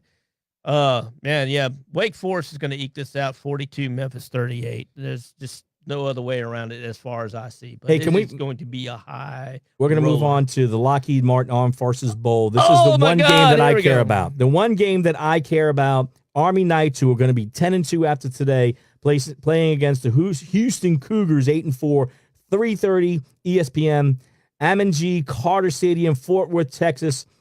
My Army Knights, who control the ball, crazy. Key plays is Kelvin Hopkins Jr., the quarterback, and running backs Darnell Wolf. Army. Yep, make the offense tick. The two have a combined of 1,600 yards and 24 touchdowns on the ground. That's on the ground, the quarterback and the running back on the ground. Storyline to watch. Well, your biggest advantage is you got no Ed Oliver and you got no Dearic King for Houston. I'll tell you what, the Army's relentless triple option offense and their underrated defense, which held Oklahoma to 21 points in regulation. I'm liking Army. He said that. You heard it. Yes, it's recorded. I'm liking Army. I'm going to take the -3 points. And we're going to look at Army actually going beyond that. If you're going to do over and under, right now we're looking at 59. I would definitely go over. I think Army's going to roll. You want to have a fun bet on this one? Sure. Army's triple option offense has held the ball for an average of 39 minutes per game. You want to have a fun bet with people? Bet that. Will Army control the ball more than 39 minutes per the game or less than 39 minutes? How about that one? That's a fun on top of it. Okay, you're saying 39 minutes, right? That is the average time. Yeah. All right. Let's say I'll bet you $1. Let's do $1 bet. We'll do $1 bet. The dollar will go to support the the coffee fund. The coffee fund here at the station. Yeah, we'll go with that. I'm taking the under. I don't think they're going to have the ball for 39 minutes. All right, I'll take the over. 39 minutes of the game. You've got to write this down because I will forget. It's being recorded. All right, cool. Hey, Candy says less. Is you taking less than 39 minutes there, Candy? Candy's taking yes or no. She's taking less. She's with Rich Archer there. All right, this is the Conyers Bowl. I'm calling this the Dollar General Bowl. Dollar Gentry. Yes, the Buffalo Bulls, not the Bills. The Buffalo Bulls, who are 10-3 against the Troy Trojans, who are 9-3. That is a tongue twister in its own. The Buffalo Bulls against the Troy Trojans, 7 p.m. ESPN, Lad Pebble Stadium, Mobile, Alabama. What do you got on this one? Man, I'll tell you what. Buffalo didn't have the finish it wanted, squandering 19-point lead in the second half against Northern Illinois in the MAC title game. But I love Lance Leopold and the Bills' talent and experience, but they'll be playing a virtual road game against Troy, a team equally well coached by Neil Brown. Man, I got to say one thing. This is all the paperwork we still have to go over with these bowl games. We're in it. We better hurry up and go quicker here. We are an hour and a half into this 2-hour show. We're having a good time. You guys having a good time? So let's do them quickly until we get to. So what do you say? What do you say on this game? I'm going with Troy 28, Buffalo 25. Troy ekes it out, even though Buffalo's given 4 points. Nice. The SoFi Hawaiian Bowl, Louisiana Tech Bulldogs, who are 7-5 against the Hawaii Rainbow Warriors, 8-5, 10:30 Eastern Standard Time, ESPN. That means that what are they? 5 or 6? How many hours are they? Hawaii, 6 hours away. 6 hours away. That means it's actually happening at 6 o'clock at night, but happening 10:30 here at Aloha Stadium, Honolulu. I'm taking the Rainbow Warriors at home on this game. And I agree with you. They're going to win by 10, 26-36. The thing about Hawaii is 9 times out of 10, they're playing their actual game. They're at home. They don't get to travel. It's kind of bad, but those Louisiana Tech boys are going to have a good time in Hawaii. Cool. Wednesday, December 26th, the day after Christmas, the Service Pro First Responders Bowl. Boston College Eagles, 7-5. Somebody famous came out of Boston College. Remember that? Against number 25, Boise State Broncos, 10-3, 1:30 p.m. ESPN, Cotton Bowl, Dallas. Who do you got? I'm taking the Boise State. Hate to say it. You're taking Boise State. They're actually favored by 2.5, but I think Boston College is going to pull this game out. Oh, is it going to be another fluty flunk right there? Floater right there? We could see. Oh, that'll be cool. I'll tell you what, Boston College offense can really they ran out of gas last season, but I'm liking them. I'm liking them to win, even though I hate Boston. Everything about Boston. Georgia Tech fans, we're talking about it. Quick Lane Bowl, Minnesota Golden Gophers against your Georgia Tech Yellow Jackets. Golden Gophers were 7-7. Georgia Tech was 7-5. 5:15 Eastern Standard Time, ESPN, Ford Field in Detroit. Can the Jackets pull this off? I believe so. I believe they're going to get up and play a send-off game for Coach Paul Johnson. That'll be cool. They're going to make that triple option click in the second half, and they're going to yell. They're going to rally. Yellow Jackets are going to win. Tech 42, Minnesota 34. I'm going to go with Georgia Tech myself. Kevin, you should be happy to hear about that. The only time I'm ever going to root for Georgia Tech is in the bowl game. I want Georgia teams to win. All right, the Cheez-It Bowl. The California Golden Bears 7-5 against the TCU Horned Frogs, who are 6-6, 9 p.m. ESPN, Chase Field in Phoenix. Who do you got in this game? I'm liking Texas Christian University, TCU here. Nice. I think they will have respective units ready. Patterson's bowl track record, though, at 10-6, and Cal's woeful offense is tied for 119th in the offensive points scored. Hey, 19.2 points per game. Hey, Paul. Paul is in England right now. How you doing, Paul? Hey, Paul. We are talking college football bowl game. College football, buddy. Yeah, hopefully you're enjoying it. Yeah, man. Awesome. Thank you for tuning in, and share us. Kevin, thank you too. All right, we have Thursday, December 27th, walk-on Independence Bowl. Temple Owls 8-4 against the Duke Blue Devils 7-5. Is that a basketball game? That should be a basketball game. Temple against Duke. Yeah, but you Georgia Tech fans probably want to tune in this game here because you're going to see the style of your future head coach Jeff Collins, and he's going to show what it's like to be a winner. I've got Temple -6 over Duke. I believe it's going to be that way. My prediction is Temple 34, Duke 17. That's 1:30 p.m. Eastern Standard Time. ESPN's where they're going to be showing the game at the Independence Stadium, Shreveport, Louisiana. All right here, damn Yankees going to say it. This game's happening at Yankee Stadium, New York, the New Era Pine Stripe Bowl. Is that correct? Miami Hurricane 7-5 against the Wisconsin Badgers 7-5, 5:15 at ESPN. Who do you got in this game? Oh, I'm taking Miami -2.5 points. I think Mark Richt is going to have a good game. I don't see them faltering here. It should be just the right weather for Wisconsin, but they're calling it the Disappointment Bowl. Oh, yeah. As the two preseason top 10 teams fell massively short of expectations. Yeah, the season started with big expectations for most of the time, just a waste for Miami with 4-game losing streak midway through the sinking season. But the Canes had a chance to end on a high note and started building for 2019 with this bowl game. So I'll go with you, Miami. Okay, the Academy Sports and Outdoor Texas Bowl. Vanderbilt Commodores 6-6 against the Baylor Bears 6-6, 9 p.m. ESPN, NRG Stadium in Houston, Texas.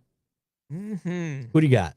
Well, I'll tell you what, both coaches, Matt Rule and Derek Mason, deserve a lot of credit for getting their teams bowl eligible. Vanderbilt was better down the stretch, though, and winning its last 3 games. I'm liking Vanderbilt 37, Baylor 24. Yeah, someone's got to pay attention to Keyshawn Vaughn.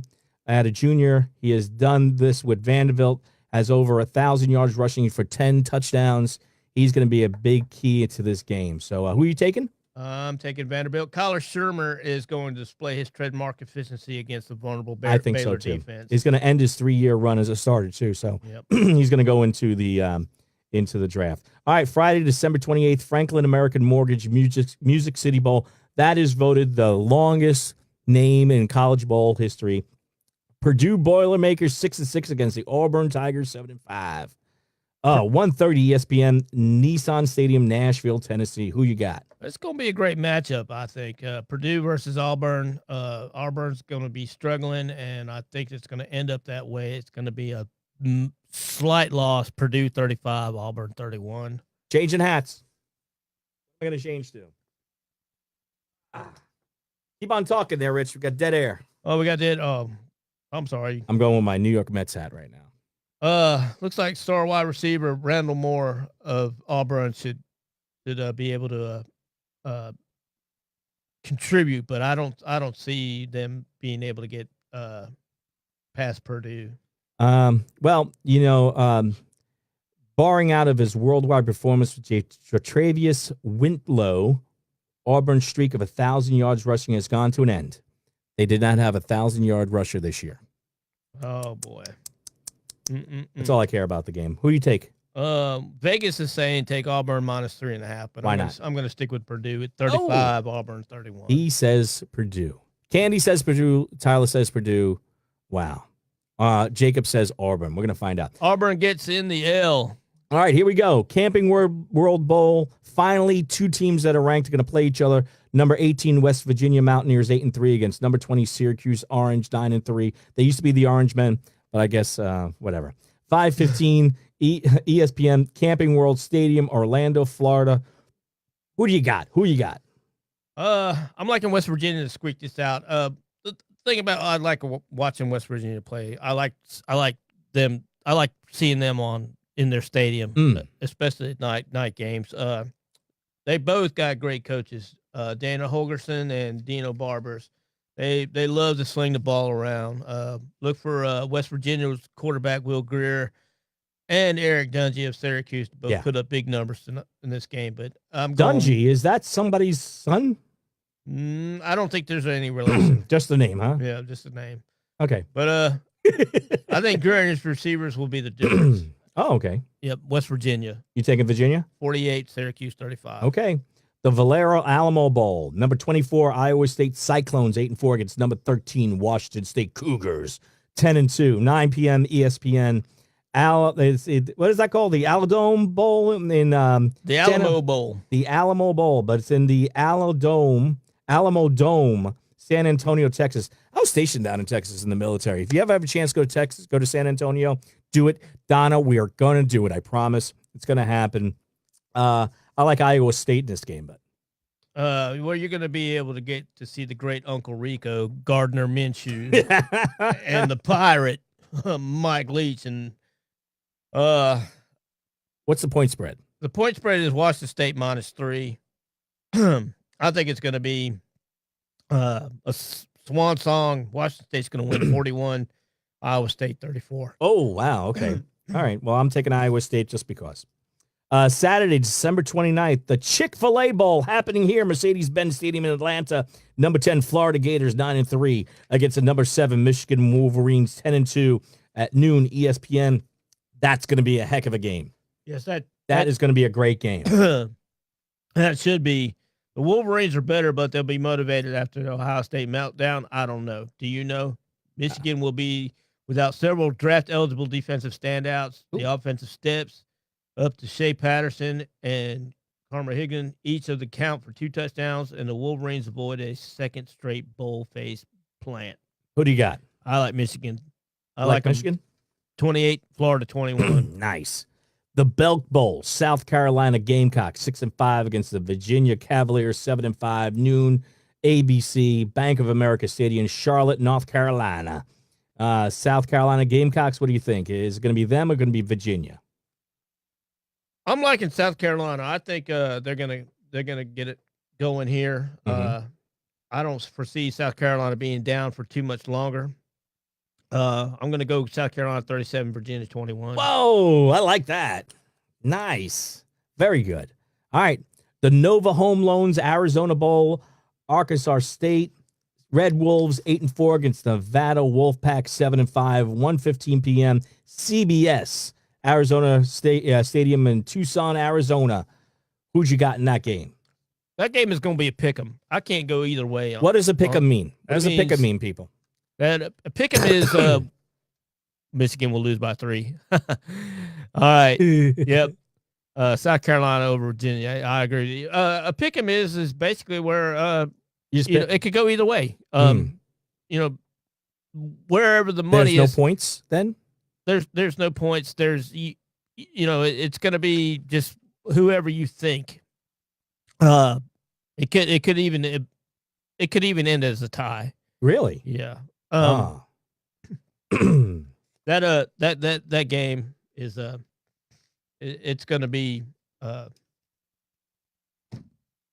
probably well worth a watch. It's a pick'em. I don't want to do the Hard Rock at the Hard Rock Stadium. I don't want to do that one yet, and I don't want to do the Cotton Bowl or the Orange Bowl. Let's end the show on that. Yep. Those are the two big ones. But Monday, December 31st, the Military Bowl presented by Northrop Grumman, Cincinnati versus Virginia Tech, noon, ESPN. It's going to be at Jack Stevens Field at Navy Marine Corps Memorial Stadium, Annapolis, Maryland. Who'd you got? The Bearcats at 10-2. Do they look good, Cincinnati, or is it going to be Virginia Tech? One of these teams was extremely fortunate to be in the bowl. The other one had a breakthrough season behind a versatile and talented defense. The surprise star freshman quarterback Desmond Ryder. I don't even know her. Virginia Tech's future is still bright with Justin Fuente, but Cincinnati wins this one. Nice. Cincinnati 30, Virginia Tech 17. Yeah, they got a good team. The Hyundai Sun Bowl, Stanford Cardinals 8-4 against Pitt Panthers 7-6, 2 p.m. CBS Sun Bowl Stadium, El Paso, Texas. Who do you got? You got the Panthers or Cardinals? The continued crumbling of Pittsburgh, what were they? The Coastal Champions. It's going to linger on. I'll look for Stanford to take this -7. Wow, nice. Stanford 37, Pitt 27. If you got nothing to do, head to the Red Box tonight. But the Red Box Bowl is going to be happening 3 p.m. Fox, Levi Stadium, Santa Clara, California. Michigan State Spartans 7-5 against the Oregon Ducks 8-4. I love the Ducks, man. But who do you got? I like the Ducks too on this right here. Commonly referred to as that green team in Michigan. Yeah, that's the great. I love that uniform. Yeah, look two green teams playing each other. Look for Oregon to win 23, Michigan State 20. Number 23, Missouri Tigers 8-4 versus Oklahoma State Cowboys 6-6 in the AutoZone Liberty Bowl 3-5 Eastern Standard Time, ESPN Liberty Bowl Memorial Stadium, Memphis, Tennessee. Who'd you? Right now it's looking like Oklahoma is going to win that game, -7.5, which I totally agree with. Telling me Missouri is going to win 41-27. Wow. Well, they're ranked. Oklahoma State is not ranked. Top 25. To me, that's another pick 'em. Okay. Be honest with you. Okay. Yeah, I can't help you out on your poll on your poll seat there, but let your conscience be your guide. And if you're a betting man, you have no conscience. Excuse me. Because you bet against it sometimes. Okay. San Diego County Credit Union Holiday Bowl, Northwestern Wildcats were 8-5 against number 17 Utah Utes. Utes. What are they called? The Utes. 9-2 Utes. Sound like okay, whatever. 7 p.m. Fox Sports 1, SDCCU Stadium, San Diego, California. What you got here? The Big Ten West champs? And I'll tell you what, Northwestern has the more experienced quarterback in Clayton Thompson. He's playing his final game of the season. The roster should be getting healthy and better results.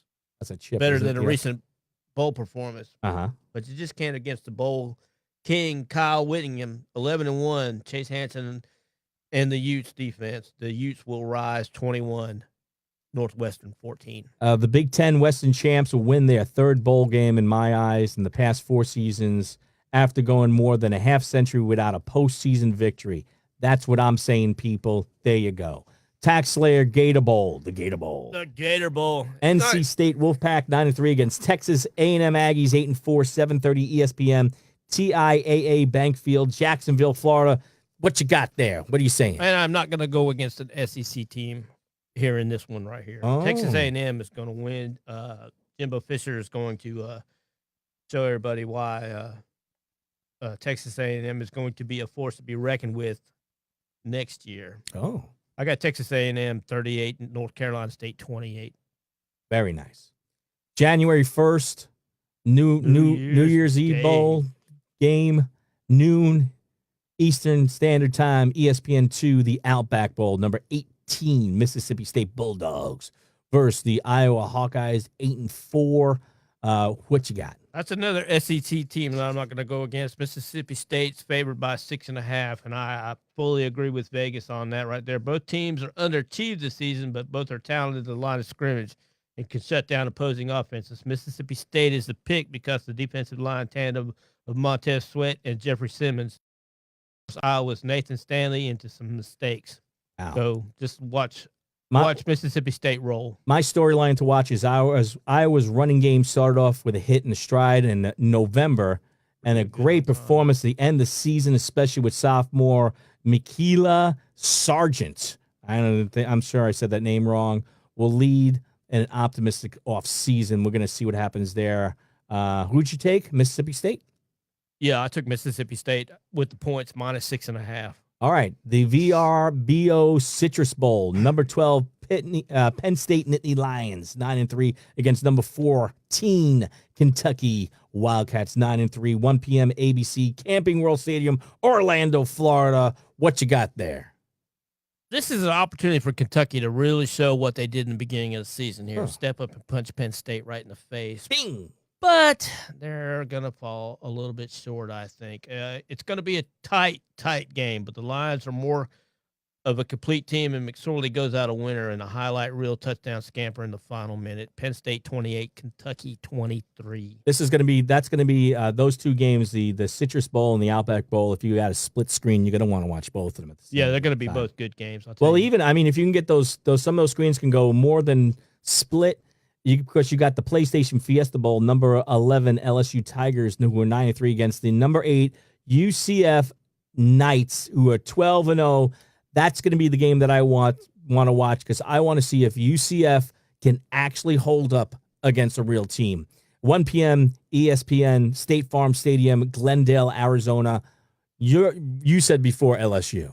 Yeah, and I'm sticking to it. LSU is favored by 8. I give them 40. Wow. I mean, that song Cyndi Lauper sings, True Colors. You're going to see it. You're going to see the Central Florida True Colors when it comes to playing higher echelon teams. Who did they play last year? Do we remember? Do we care? No, we don't even care. I mean, anybody out there who's on the chat, who did UCF play last year? They won their game, though, because they won their they're game. Undefeated. They're undefeated. But I think it all comes to an end here. I'm going LSU 40, UFC 17. James is saying the same thing to you, LSU, because UCF has never played a real team. Wow, very nice. Hey, Tyler, and I also like what you said about, I think you said that Kentucky is going to win. I like that. Hopefully that works. I might be wrong. I'm trying to, the scroll's going fast. I really, really, really appreciate you guys hanging in with us, and hopefully we're helping you out on your bowl predictions. Hopefully you have a good time. You're enjoying the show, and we're scheduled to come back December 22nd. We're going to talk about the NFL. We're not done yet. We're going to 4 games to talk about. We're going to finish up with the biggins now. All right. The Rose Bowl game presented by Northwestern Mutual. Number 9 Washington Huskies, who are 10-3 against number 6 Ohio State Buckeyes, who are 12-1. 5 p.m. ESPN Rose Bowl, Pasadena, California. That is the big Rose Bowl parade, the whole 9 yards. Hoopla. The granddaddy of them all. Who you got? Granddaddy of them all. I like Ohio State to win. Oh. Go out. They're favored 5.5. I think they're going to win 34-21. For Washington, the key player is running back Myles Gaston, the Huskies' all-time leading rusher, who's become the first player in Pac-12 history to rush for 1,000 yards or more for 4 seasons. We're going to find out what happens. You said Ohio? I'm saying Ohio State. The Dwayne Ohio Haskins is going to State. throw 3 touchdowns against Washington secondary. Wow. It's likely to be the final college game. 3 touchdowns. Dwayne Haskins, Heisman finalist. We find out tonight.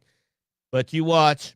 I'm going to Ohio State. They're going to send Urban Meyer out on a good note, and Haskins and his receivers make enough plays to outpace Jake Browning. All right, Bulldog fans, here we go. All-State Sugar Bowl, number 15, Texas Longhorns, who are 9-4 against your number 5 Georgia Bulldogs, who are 11-2. 8:45 p.m. ESPN Mercedes-Benz Superdome in New Orleans. They are going down where the Saints play.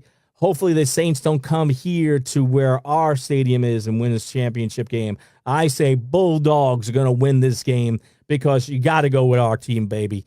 They got to make it happen, even though they have just lost their defensive coordinator. The offensive coordinator just left the Bulldogs. Am I correct about that, Rich? That's right. Mel Tucker took a job with the Colorado Buffalo. That's going to be a good team. Buffaloes. It looked for him to turn that team around.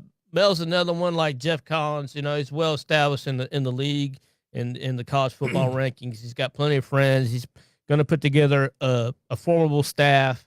Don't look for the turnaround to be as fast as Georgia's or Georgia Tech's, but you know, it's always good to have either Nick Saban or Kirby Smart to look over your shoulder and get advice from. And Mel's probably going to take full advantage of that.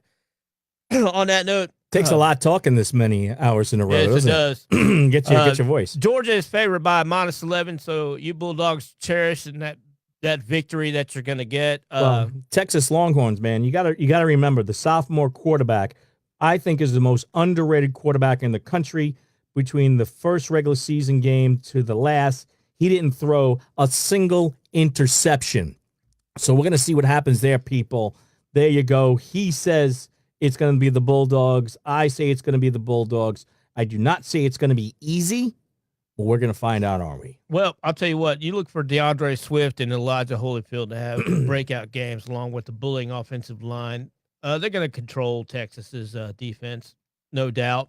Sam Ehlinger, the quarterback for Texas, he's going to come in highly motivated, but I believe that the Bulldogs are going to blitz. Look at this. Tyler says Georgia's going to win by 30. Yes. I kind of agree with you there, Tyler. What's the point spread again? The point spread is Georgia -11. And what's the over-under? Right now I'm looking at an over-under of 66. So, and that's these numbers I'm giving you now are going to change, no doubt. So if Georgia wins by 30, 66 would be the over-under. I do not think that is going to be hit if Georgia wins by 30. You don't think so? Yeah. Well, if Georgia wins by 30, Georgia controls the game. One of my totally colleagues controls the game. One of my colleagues told me it's going to be Georgia 38, Texas 27. So I like that. All right, here we go. Back to roll, Monday, please. December 31st, the college football playoff semifinals at the Capital One Orange Bowl. Hard Rock Stadium, Miami Gardens, Florida. It is the number 1 Alabama Crimson Tide, 13-0 against the number 4 Oklahoma Sooners, 12-1. Right here, 4 p.m. Or did they say it's 4 p.m. or 8 p.m.? Have they come up with that time yet? On the 8 o'clock. 8 o'clock. 8 o'clock on ESPN. Right there. That's going to be, is it December 29th or 31st? Are they playing? I think because they were going back and forth on which game was going to be played. Do we have exactly where they're playing yet? When they're playing? I'm double checking here. Go ahead, well, keep talking. Let's just keep it on. Key plays for Oklahoma. The Sooners are going to need Murray's best, very best to topple Alabama because his prolific ability to pass and run. Murray has the set skills to give Alabama problems, and if he can put the Crimson Tide on their heels with a big play, Oklahoma could be in business. Most important matchup, Alabama exposes wide receivers against Oklahoma's defensive backs. The Crimson Tide features a talented receiving core headlined by the award-winning finalist, Jerry, how do you say his last name? Jewett. Oklahoma's smallest secondary will have to be working hard to control them. if it happens, the Crimson Tide, I think, will actually beat the Sooners after a long day. What do you say? I'll tell you what. Kyler Murray is going to give Alabama's defense more trouble than any other quarterback, including Jake Fromm. Wow.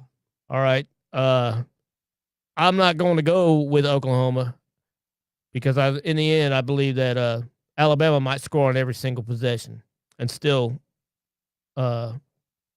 just the Sooners won't have enough gas to keep up with them. Really? Yep. I'm looking at Alabama 55, Oklahoma 37. Wow. Wait. Say that again. What is it? What's the score? Alabama 55. The University of Alabama. Roll Tide, roll. 55. Oklahoma 37. 37. So we're looking at maybe about 90 points scored in this game. It should be a high roller, but I believe that Alabama's going to etch it out in the end here. I'm drastically searching for the the time point spread. The point spread. I believe the point spread I got was Alabama minus 14. Yeah, wow. That was it. Alabama should win by 2 touchdowns at the minimum. All right. Keep on talking. I'm going to see if I can find out when they're going to be playing this game. Alabama means business. They are going to be meaning straight up business. There's no other way around it. Yeah, they're playing on the 29th, 8 p.m. ESPN. Yep. That's when they're playing. So all right. That means the Cotton Bowl is going to be at its regular time at 4 o'clock.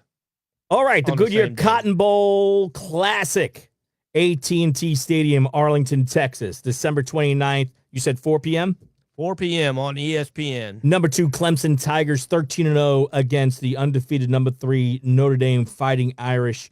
We know he's going with the Irish, but let me tell you a couple things about Clemson. It's probably not consequential that Clemson's the most problematic defense performance this season was a 56-35 win over Southern Carolina on November 24th. Came without Trey Lamar on the field. The junior linebacker isn't the biggest name in the Tigers defense, playing second fiddle to the superstar in the line, but he might be the best unit essential player.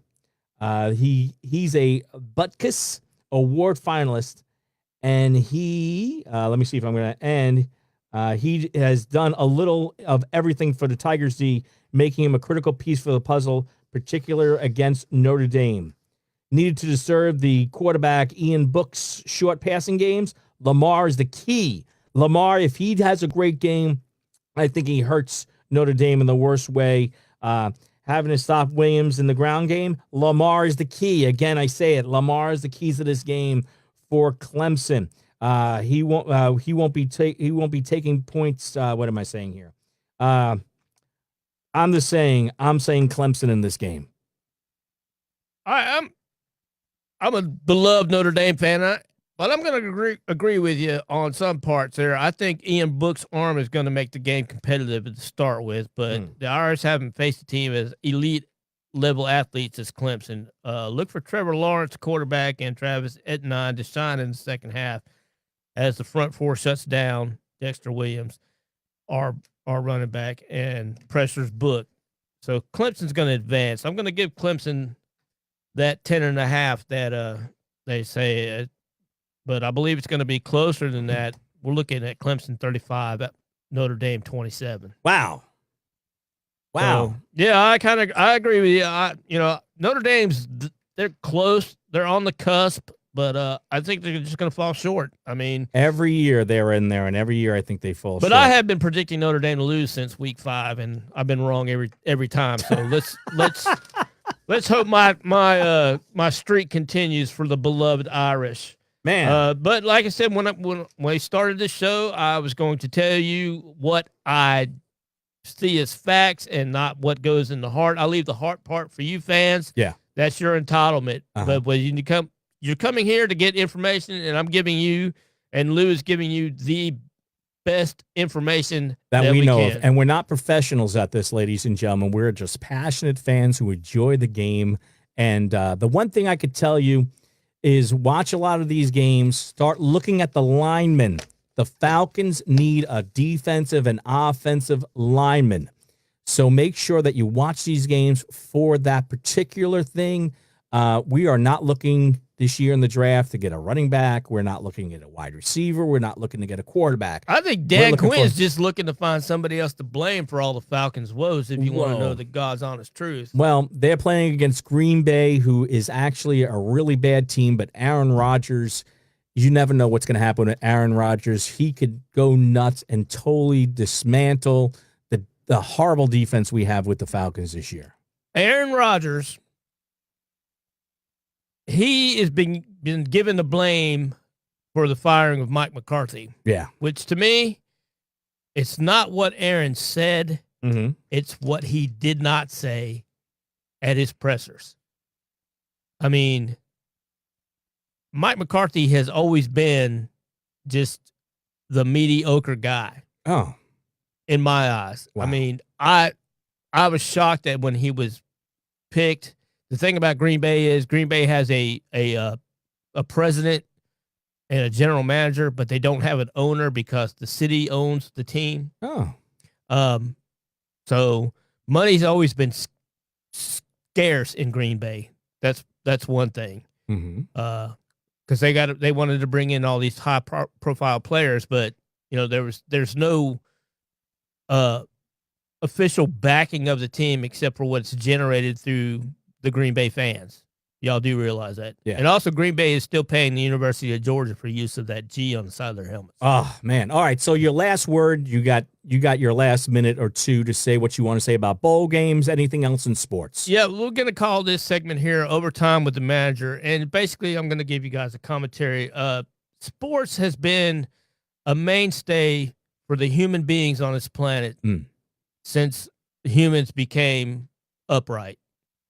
We go back to the days of the Roman Empire with the gladiators. Even the involvement of sports has always been a mainstay in society and civility. We turn to sports for comfort. We turn to sports for entertainment and to forget about our lives. And we turn to sports to forget about our lives. The thing is there's people that are a sports fan that are for a certain athlete, and then there's fans for a jersey. I have no problem with either. You do you in sports. Sports has helped this country overcome. Sports has helped this country oversee. Sports delivers so many lessons in life, teamwork, charitable actions. Sports will break your heart. Sports will make you feel good about yourself. It's just a common way of life. Sports, developing teamwork, things that we want to put into our futures, our kids' futures outcome. A lot of that's privy on sports, even though if you don't realize it. Being a sports athlete, being civil and competitive at the same time to your foe or the other team is always vital. Even though we see breakouts, we see fights, 90% of the time these athletes care and respect for each other. Mm-hmm. You can go back to the leg breaking of Joe Theismann when Lawrence Taylor got up and he looked down, and you could see the sheer panic on his face because he didn't do that on purpose. No. So, well, I could tell you that I just got done playing baseball, going on a few years with East Metro Baseball League. We play right around the corner from here, a couple other different places, some great guys that we play with, and we play for the love of the game. We might argue, we might fight, but when we come off that field, we're good buddies. We all realize that we're here to play the game, to have a great time. And sports are just that, ladies and gentlemen. They're there to entertain you. So don't take these things too seriously.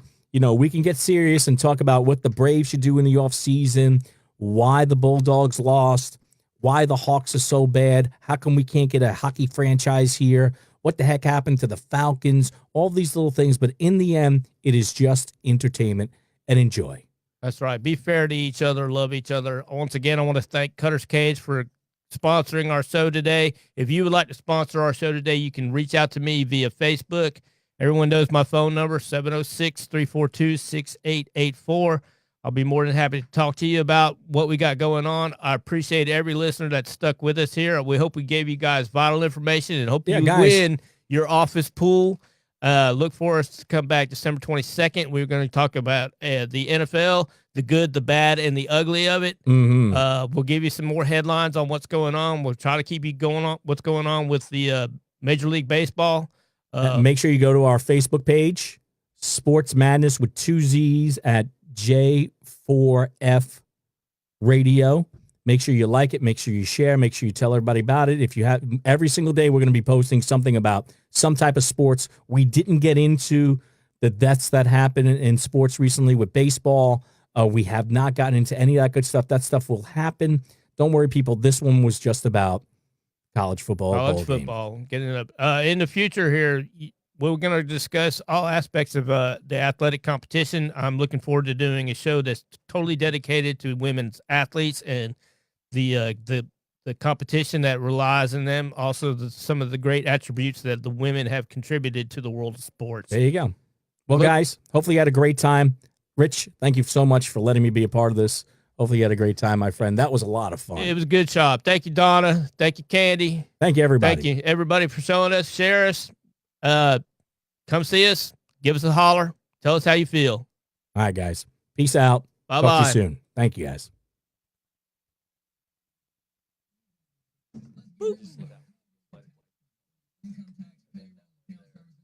Oh.